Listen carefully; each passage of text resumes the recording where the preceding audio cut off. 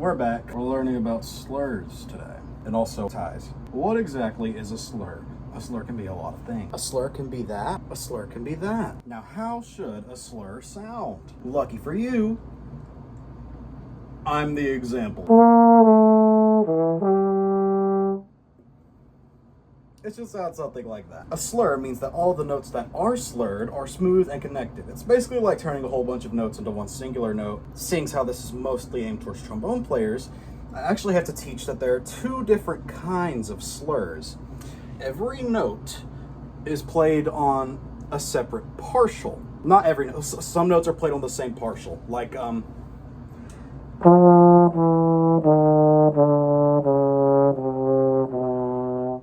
that's all one partial, and then you go down.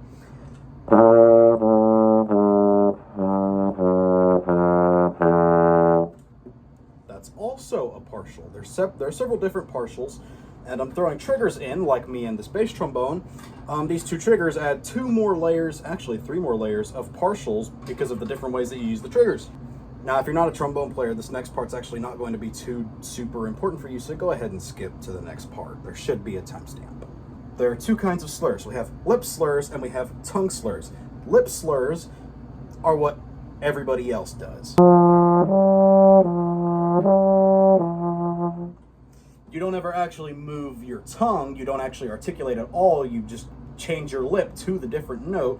To keep the air steady, you change to a different partial with only your lips and not using your tongue. And then there are tongue slurs, which is whenever you have a slur that is on the same partial, meaning that you actually usually have to move the slide over to it, and you have to be fast about it to ensure that you don't just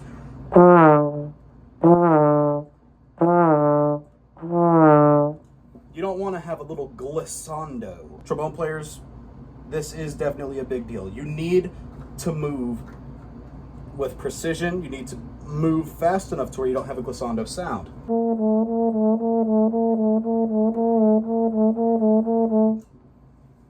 You have to move quickly. You have to use a little bit of tongue. It has to be as close to perfect as you can make it. That's the two different kinds of slurs for a trombone player. Back to our normal course that everybody can listen to. All right, now we've got ourselves a couple of examples of ties. We see here the key signature. It's an F, there's only one flat, which means that this is A natural, and this would be B flat. This is B natural, and as far as you know, this would be a B flat based on what we talked about on key signature and accidentals. Now first, what is a tie? A tie is whenever you have two of the same note that are basically turned into just one of that note. There's no tongue involved, there's nothing at all. As you can see, we have a half note and a quarter note tied here. They're both A natural, so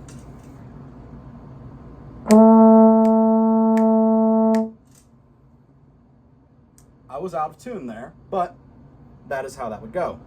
And then we have what looks, yes, that voice crack was on purpose, to be a B natural tied to a B flat, except it's not. Ties have this magical little property where if there's an accidental that actually changes the note to a note that is tied to a note in a separate measure, then it carries to any note that it is tied to in the next measure.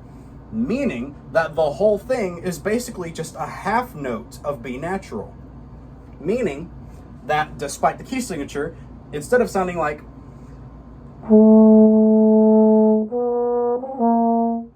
it would instead sound more like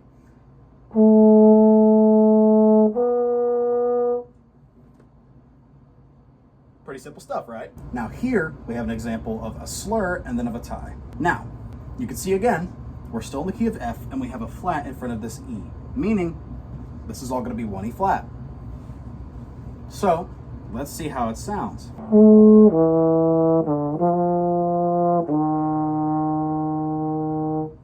And that's how that would sound. Thank you everybody for joining. Subscribe to learn more.